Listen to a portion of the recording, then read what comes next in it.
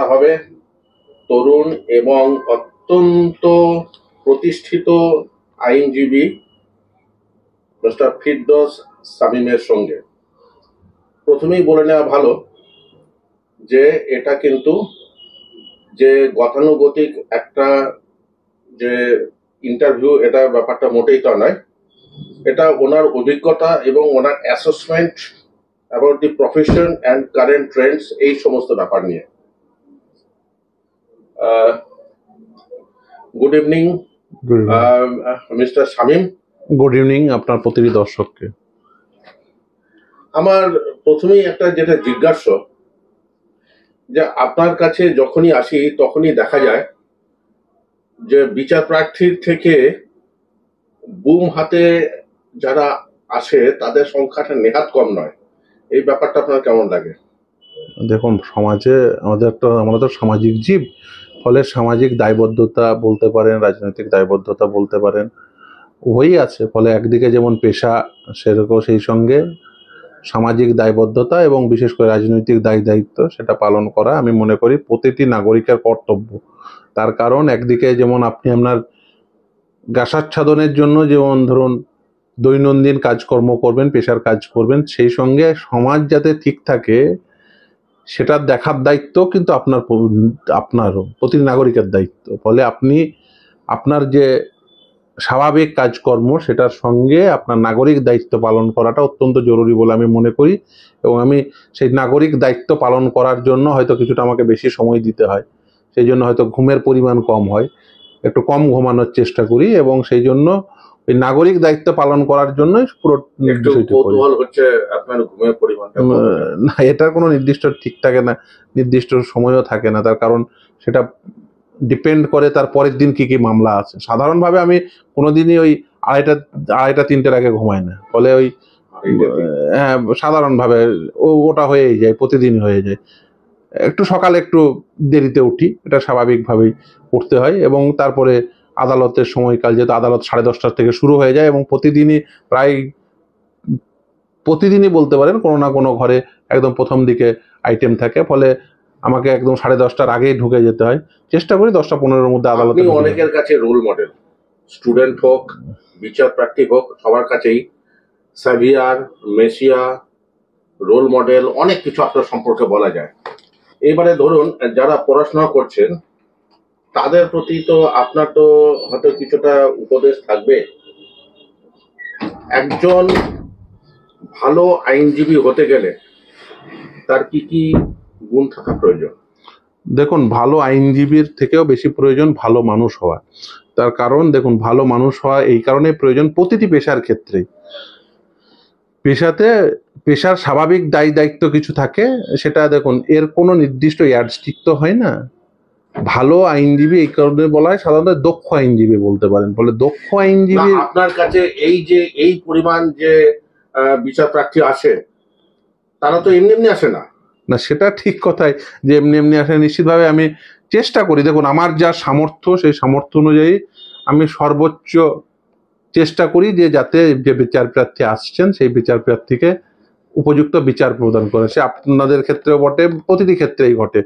এবং বিশেষ করে আমি যেহেতু এই ধরনের বলতে পারেন এই চাকরি সংক্রান্ত, বিশেষ করে শিক্ষা সংক্রান্ত এই সমস্ত মামলাগুলো করি, ফলে এই বিচার প্রার্থীদের যে ধরুন তাদের একটা আকুতি আছে। আর বিশেষ করে এই রাজ্যের সাপেক্ষে বলতে পারি, এই বিগত বেশ কয়েক বছরে যেভাবে বিচার প্রার্থীর সংখ্যা বেড়েছে, বিশেষ করে তরুণ বিচার প্রার্থীদের সংখ্যা বেড়েছে, তার কারণ অনেকেই বঞ্চিত হয়েছে এবং বুঝতেই পারছেন একটা প্রাতিষ্ঠানিক দুর্নীতির সম্মুখীন হয়েছে তারা।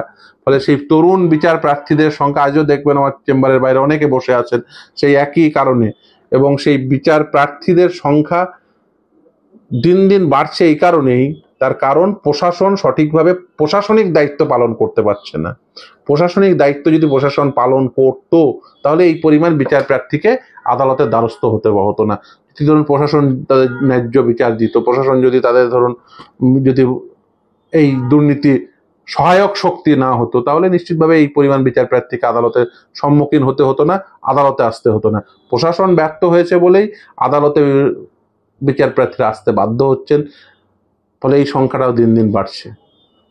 এবারে একটু ইস্যুটাকে একটু অন্যদিকে নিয়ে যাই। এখন তো ভোটের মরশুম, বা আপনার মানে জাস্ট ইন শর্ট জানতে চাইছি যে আপনার দৃষ্টিতে, যেহেতু আপনি রাজনীতি সচেতন এবং সক্রিয় রাজনীতিতেও আছেন, একজন আদর্শ পার্লামেন্টেরিয়ান, তাদের মধ্যে একটা তো বড় সংখ্যক তো আইনজীবী হওয়া উচিত, কারণ পার্লামেন্টারিয়ানস আর বেসিক্যালি দে আর ল মেকার্স। আমাদের ল মেকারের সংখ্যা পার্লামেন্টের রেশিও কিরকম, বা ধরুন এই ধরনের মানুষরা তাদের পেশা ছেড়ে কি ধরুন রাজনীতিতে আসতে বা এই সংসদে আকৃষ্ট বোধে মানে এই ব্যাপারটা একটু যদি আপনাকে বলি, দেখুন, নিশ্চিতভাবে আইনসভার সদস্য, সেখানে আইন তৈরি হয়, এটাই স্বাভাবিক। যদি একজন আইনি জ্ঞান থাকে তাহলে তার কিছুটা সুবিধা হয়, কিন্তু তার অর্থ এই নয় যে শুধুমাত্র আইনজীবীরাই আইনসভার সদস্য হবেন, না, আমি মনে করি না। আপনাকে কতগুলো উদাহরণ দিই। যেমন ধরুন গুরুদাস দাশগুপ্ত অসাধারণ সাংসদ ছিলেন, তিনি কি আইনজীবী ছিলেন? না, ছিলেন না। এরকম অনেককে পাবেন যারা আইনজীবী না হয়েও অসাধারণ পার্লামেন্টেরিয়ান। কেন? তার কারণ তাদের যে রাজনৈতিক জ্ঞান, বুদ্ধি, রাজনৈতিক দীক্ষা, তার সঙ্গে তাদের যে পঠন পাঠন, তাদের যে সামাজিক ব্যাপ্তি, তাদের যে সামাজিক আন্ডারস্ট্যান্ডিং, এই সবগুলো মিলেই একজন আইনসভার সদস্য অর্থাৎ একজন সাংসদ তিনি কতটা সফল হয়েছেন বা কতটা সফল হতে পারেননি। দেখুন, আইনসভার সদস্য হতে গেলে আমি যেটা মনে করি সেটা হচ্ছে যে ওই আইনসভা সম্পর্কে, রাজনীতি সম্পর্কে এবং সমাজ সম্পর্কে একটা সম্যক জ্ঞান প্রয়োজন। এখন দুর্ভাগ্য হলো, এখন আইনসভার যে সদস্য, সেই সদস্যদের মধ্যে অনেকেরই দেখা যাচ্ছে যে আইনসভা সম্পর্কে, সমাজ সম্পর্কে এবং রাজনীতি সম্পর্কে সম্যক জ্ঞান নেই। বিশেষ করে অর্থনীতি সম্পর্কে তো নেই, দায়িত্ববোধটাও ততটা সেই পর্যায়ে নয়। আর দ্বিতীয় হচ্ছে যে এই পেশার ক্ষেত্রে বলি, দেখুন, হ্যাঁ, নিশ্চিতভাবে একসময় এই পেশা থেকে অনেকেই হয়তো রাজনীতিতে যেতেন, কিন্তু এখন সেই বলতে পারেন যে এই পেশা থেকে ওই রাজনীতি আকৃষ্টতা কমেছে। কেন কমেছে? তার বেশ কিছু কারণ আছে। তার কারণ রাজনীতিতে খুব স্বাভাবিকভাবেই, আমি যদি অনেককেই বলি, আমার অনেক বন্ধু বান্ধবদের বলি যারা পেশাগতভাবে সাংঘাতিক সফল, মানে তারা রাজনীতি সম্পর্কে ওই আকৃষ্টতা তারা ফিল করেন না, কিন্তু আমি তাদের প্রত্যেককেই বলি যে ফিল করা উচিত। ইভেন আমি শুধু বন্ধু বান্ধব না, আমি অনেক সিনিয়রদেরও বলি, তারা মনে করেন যে না, রাজনীতিতে যাব না, রাজনীতিতে অংশগ্রহণ করব না। আমি তখনই বলি যে আপনারা যদি রাজনীতিতে অংশগ্রহণ না করেন তাহলে রাজনীতিতে অংশগ্রহণ করবে ব্যক্তিগত জায়গাতেও আসতে হয়।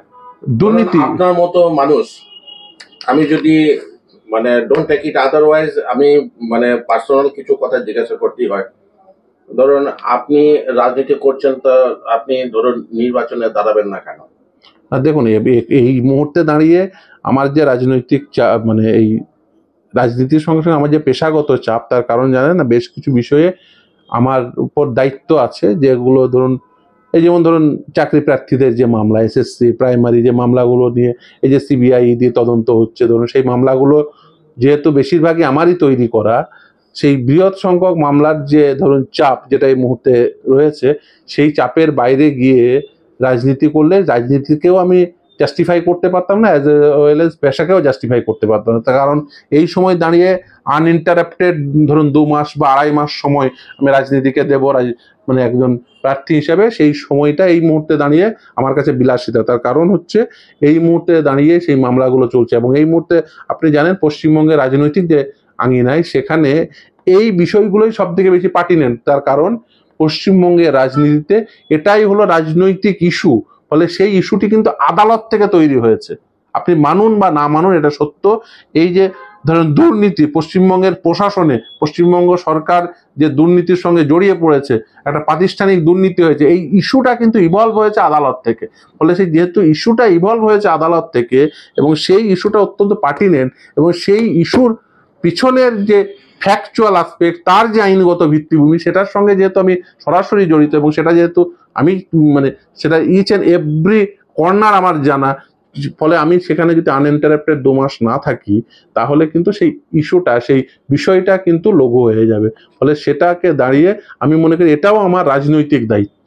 তার কারণ এই রাজনৈতিক দায়িত্ব যদি আমি পালন না করি, তাহলে কিন্তু আগামী দিনে এই সমাজ কিন্তু আমাকে সেই ক্ষমা করবে না। তার কারণ এটাও এই সময়ে দাঁড়িয়ে একটি সামাজিক রাজনৈতিক দায়িত্ব, যে এই যে পশ্চিমবঙ্গ প্রশাসনে যে পরিমাণ দুর্নীতি, এবং সব থেকে বড় কথা শিক্ষার ক্ষেত্রে দুর্নীতি হয়েছে, ফলে এই যে শিক্ষা ব্যবস্থা, এটাকে যদি ঠিক করা না যায়, ফলে আগামীর সমাজ আরো বেশি অন্ধকারাচ্ছন্ন হয়ে যাবে। ফলে সেই অন্ধকারাচ্ছন্ন সমাজ থেকে যার যা ভূমিকা আছে, আমি মনে করি এই সময় দাঁড়িয়ে আমার এই ভূমিকাটা পালন করাটা অত্যন্ত বেশি জরুরি। তাহলে ভবিষ্যতে সাংসদ ফিরদৌস সামিমের না, সেটা নিয়ে আমি মন্তব্য, সম্ভাবনাটা কি? দেখুন এটা নির্ভর করে বিভিন্ন বিভিন্ন বিষয়ের উপরে। একটা বিষয়ের উপর তো নির্ভর করে না, একটা হচ্ছে সময়, দ্বিতীয় হচ্ছে রাজনৈতিক দলের অবস্থান, রাজনৈতিক আদর্শের অবস্থান, সামাজিক পরিস্থিতি, মানুষের চাওয়া পাওয়া, সমস্ত কিছু বিষয়গুলো নিয়েই একটা রাজনৈতিক প্রেক্ষাপট। আমি রুল আউট করা যায় না এইটা। না, দেখুন আমি একটা কথা বলি, আমি মনে করি না রাজনৈতিক কোনো দায়িত্ব পালন করা মানেই শুধুমাত্র আইনসভার সদস্য হওয়া।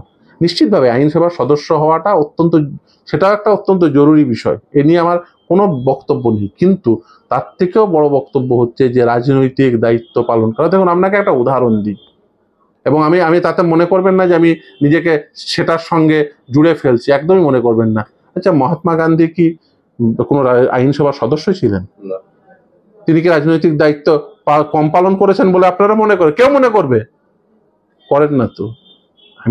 আমার কথাটা অত্যন্ত পরিষ্কার যে আপনাকে রাজনৈতিক দায়িত্ব বা সামাজিক দায়িত্ব পালন করতে গেলে যে শুধুমাত্র আইনসভারই সদস্য হতে হবে এটা মনে করি, কিন্তু আমি তার সঙ্গে এটাও মনে করি যে আইনসভার সদস্য হওয়া বা সাংসদ বিধায়ক নির্বাচিত হওয়া এটাও একটা অত্যন্ত গুরুত্বপূর্ণ বিষয় সামাজিক এবং রাজনৈতিক দায়িত্ব পালনের ক্ষেত্রে।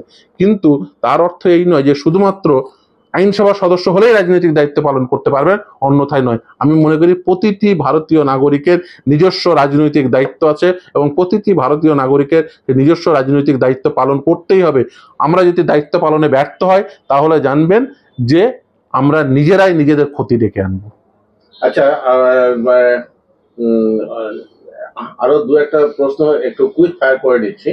যে ধরুন আজকে সংসদ বিষয়ক প্রশ্নগুলি তো আপনাকে করছি, অন্যদিন অন্য ব্যাপারে কথাবার্তা বলা যাবে। আপনার দৃষ্টিতে এখনো পর্যন্ত বা আপনার অভিজ্ঞতাতে বেস্ট বলবো না, এই বেস্ট কথাটা অত্যন্ত কাছের কথা, মানে এমন সব থেকে শ্রদ্ধেয় পার্লামেন্টারিয়ান আইনজীবী এবং আইনজীবী নন, এমন দুজনের। দেখুন আমার ব্যক্তিগতভাবে যেহেতু আমি তার সান্নিধ্যও পেয়েছি কিছুটা, সোমনাথ চ্যাটার্জি মহাশয়, তার আইনগত পাণ্ডিত্য এবং বলতে পারেন যে তার পার্লামেন্টের যে অবস্থান, সেটা নিয়ে আমি যেহেতু তার সরাসরি কিছুটা হলেও সান্নিধ্য পেয়েছি, কিছুটা দেখেছি তাকে। না, দেখুন আমি একটা অর্গানাইজেশন করতাম, আপনারা জানেন নিশ্চয়ই, সেই অর্গানাইজেশনটা এখনো কাজ করে, সেফ ডেমোক্রেসি বলে। সেই সেফ ডেমোক্রেসির তিনি বলতে পারেন মানে একদম প্রতিষ্ঠা পর্বে তিনি এই অর্গানাইজেশনটি তৈরি করেছিলেন। অশোক গাঙ্গুলি মহাশয়, বিকাশ রঞ্জন, আমার সিনিয়র বিকাশ রঞ্জন ভট্টাচার্য সহ এই অর্গানাইজেশনটা সমাজের প্রতি মানুষেরা তারা এই অর্গানাইজেশনটি তৈরি করেছিলেন। ফলে সেই অর্গানাইজেশনে কাজ করতে গিয়ে তাকে দেখেছি। তারপরেও বিভিন্ন সময়, বিশেষ করে গত পঞ্চায়েত নির্বাচনের সময় তার সান্নিধ্য পাওয়া, বিশেষ করে এই আইনগত যে লড়াই হচ্ছিল সেই সময়ে।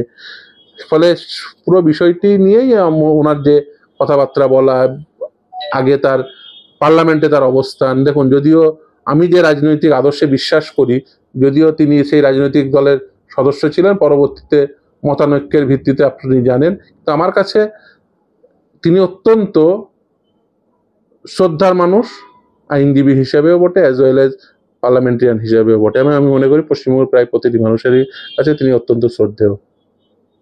আর তাছাড়াও আমার কাছে নিশ্চিতভাবে, দেখুন আমার সিনিয়র বিকাশ রঞ্জন ভট্টাচার্য, তার কারণ প্রতিদিন তার সঙ্গে কাজ করি, এবং তার যে আইনগত বোধ, বুদ্ধি পাণ্ডিত্য বলতে পারেন। দ্বিতীয় হচ্ছে যে তার যে রাজনৈতিক অবস্থান এবং তার যে রাজনৈতিক পরিশীলিত বক্তব্য, সেটা নিঃসন্দেহে আকৃষ্ট করে বলেই তো দেখুন এক সিনিয়রও বটে, অ্যাজ ওয়েল এজ বলতে পারেন যে রাজনৈতিক দীক্ষাগুরুও বটে। আচ্ছা, এবার একটা জিজ্ঞাসা করি, সম্ভবত এটা আমার শেষ প্রশ্ন হতে চলেছে, যে 140 কোটির দেশে 543 জন নির্বাচিত হবে, কনস্টিটিউশনে তাদের কোয়ালিফিকেশন সম্পর্কে সেভাবে কিছু বলা নেই। ভারতীয় নাগরিক হওয়াটাই যথেষ্ট, আমি মনে করি বলাটা উচিত নয়। একজন, আমি দেখুন, আমি এটা এটা আপনাকে ক্লিয়ার করে দিতে চাই। অনেকেই হয়তো আমাকে এই প্রশ্ন করেন, ইভেন আমি গতকাল এই প্রশ্নের সম্মুখীন হয়েছি, যে আমি, হ্যাঁ নিশ্চিতভাবে আমি পুঁথিগত বিদ্যাকেই শুধুমাত্র একমাত্র শিক্ষা দীক্ষা বলে মনে করি না। আমি মনে করি যা যিনি স্কুল কলেজে কোনোদিন যাননি তিনিও আইনসভার সদস্য হতে পারেন। এবং আমি বলবো যে তিনি হয়তো বা বেটার পার্লামেন্টারিয়ান হতে পারেন, কিন্তু তার রাজনৈতিক দীক্ষা থাকা, তার সামাজিক সচেতনতা থাকা, এটা অত্যন্ত জরুরি। দেখবেন পুঁথিগত বিদ্যায় অত্যন্ত শিক্ষিত মানুষ, কিন্তু তার সামাজিক বা রাজনৈতিক দীক্ষা নেই, সামাজিক সচেতনতা নেই বা রাজনৈতিক দীক্ষা নেই, তিনি যে ভালো পার্লামেন্টার হতে পারবেন না, তাহলে বিষয়টি এরকম নয়। রাজ্যসভার যে কনসেপ্ট, লোকসভা এবং রাজ্যসভার যে কনসেপ্ট, অবভিয়াসলি মানে হয়তো একটু কাঁচা কথা হয়েছে, তার সত্ত্বেও বলছে রাজ্যসভার যে মেম্বার আপার হাউসের, হ্যাঁ মানে তাদের তো একটু চুজ করার বিষয় থাকে, যেহেতু আইনসভার সদস্যরাই যারা ধরুন মানে ইলেক্টেড রিপ্রেজেন্টেটিভ, তারাই সেই সাংসদ নির্বাচিত করেন। তারাও তো ধরুন পার্টের তারা তো half of the total, half of the total, 1/3 of the total, 778-এর মধ্যে তারাও তো 243 বা 240 মতো আছেন। তাদের ক্ষেত্রেও তো ধরুন তারা তো প্রধানমন্ত্রীও হচ্ছেন, অবশ্যই মনমোহন সিংহ তো প্রধানমন্ত্রী হয়েছেন। তো ব্যাপারটা হচ্ছে যে মানে একদম সবার জন্যই একই আইন, মানে মানে কিছু কিছু মানে ধরুন যারা আমাদের রাস্তা দেখাবেন, 140 কোটির মানুষকে নেতৃত্ব দেওয়ার জন্য 543 জন কি 778 জন, তাদের কি অতিরিক্ত কিছু থাকার প্রয়োজন নেই? নিশ্চিতভাবে দেখুন, এইটা তো নির্বাচন করে নির্বাচক মন্ডলী, এই নির্বাচক মন্ডলী সংবিধানের কথা বলছি। হ্যাঁ অবভিয়াসলি, আমি সেই জন্যই বলছি, যেহেতু নির্বাচক মন্ডলী নির্বাচিত করবেন, সেহেতু সাংবিধানিক প্রেক্ষাপটেই এটা সম্পূর্ণ স্বাধীনতা দেওয়া হয়েছে নির্বাচক মন্ডলীর হাতে। তাই নির্বাচক মন্ডলী তো ঠিক করবেন যে তিনি কাকে যোগ্যতর মনে করছেন। দেখুন, আপনাকে একটা উদাহরণ দিই, যোগ্যতর মনে করাটাই যে পুঁথিগত বিদ্যার উপর নির্ভর করে না, সেটা দেখুন, স্কুল কলেজে যাননি বলে যে তিনি একেবারে শিক্ষিত হতে পারেন না, বা তার আইন, তার মানে ওই দীক্ষা, তার শিক্ষা দীক্ষা যে একেবারে কম হবে, বিষয়টা এরকম মোটেও না। একটা উদাহরণ দিই, রবীন্দ্রনাথ ঠাকুর, হ্যাঁ তিনি কি স্কুল কলেজে গেছেন? তিনি অ্যাজ সাচ তো কোনো কলেজে যাননি, তা তার অর্থ কি তিনি কম শিক্ষিত ছিলেন? তা তো নয়। দেখুন, আমি নিশ্চিতভাবে রবীন্দ্রনাথ কেন, যে কোনো ভারতীয় নাগরিকই এই মুহূর্তে দাঁড়িয়ে মানে আজকের প্রেক্ষাপটে নিশ্চিতভাবে যেতে পারেন, কিন্তু আমি একটা কথা নিশ্চিতভাবেই বলবো, এই দায়িত্ব নির্বাচক মন্ডলী, যে তারা কাদের যোগ্যতর মনে করবে। কিন্তু নির্বাচক মন্ডলীর মধ্যেও তো ধরুন যারা নির্বাচক মন্ডলী, দুঃখের সঙ্গে বলতে হচ্ছে যে তাদের সবার লেভেলও তো একরকম নয়। তাদের মধ্যেও তো ধরুন অ্যাওয়ারনেস থেকে শুরু করে সেভারাল ফ্যাক্টরস কাজ করে, যেটা 100% ক্যান্ডিডেটের ব্যক্তিগত গুণাগুণের উপর নির্ভর করে না। সে তো করেই না। সেই জন্যই তো দেখুন, এই বৈচিত্র্যটাতে তো মানে আপনি বলতে পারেন গণতন্ত্রের মানে গরিমা, গণতন্ত্রের গরিমা রক্ষার্থে এই বৈচিত্র্য থাকাটাই জরুরি। নির্বাচক মন্ডলী যদি সকলে একস্তরীয় হতো, তাহলে কি গরিমা খুব বেশি গরিমান্বিত হতো? বিষয়টি একদমই নয়। বরঞ্চ এই যে বৈচিত্র্য রয়েছে, এই বৈচিত্র্যের মধ্যে ঐক্যই হচ্ছে ভারতবর্ষের যে মূলগত কাঠামো, সেই মূলগত কাঠামোকেই প্রতিষ্ঠা দেয়। কারণ এই বৈচিত্র্যতা রয়েছে, এই নির্বাচক মন্ডলীর মধ্যে বৈচিত্র্যতা রয়েছে, তাদের শিক্ষা দীক্ষার বৈচিত্র্যতা রয়েছে, তাদের খাবার দাবারের বৈচিত্র্যতা রয়েছে, তাদের পরিধানে বৈচিত্র্যতা রয়েছে, তাদের সংস্কৃতিতে বৈচিত্র্য রয়েছে, তাদের ব্যবহারিক জীবনে বৈচিত্র্যতা রয়েছে। ফলে এই বৈচিত্র্যটাই হচ্ছে এই ভারতবর্ষের যে সমাজ, ভারতবর্ষের যে গণতান্ত্রিক কাঠামো, তার মূল ভিত্তি।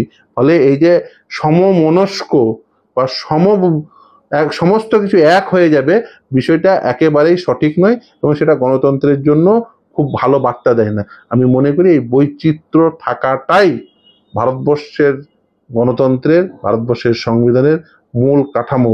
সেই জন্য দেখবেন ভারতবর্ষের সংবিধান কিন্তু বারবার এই ইন্টেনশনে এবং তার ইন্টারপ্রিটেশনের ক্ষেত্রেও বারবার দেখবেন সুপ্রিম কোর্টও বলে, এই যে বৈচিত্র্যতা রক্ষা করার জন্যই ভারতবর্ষের সংবিধান কিন্তু নিরন্তর, মানে সংবিধান প্রণেতারা তারা নিরন্তর কাজ করে গেছেন, এবং ভারতবর্ষের সাংবিধানিক ইন্টারপ্রিটেশনের ক্ষেত্রে সুপ্রিম কোর্ট থেকে শুরু করে এই দেশের হাইকোর্টগুলো সেইভাবে ইন্টারপ্রিট করে।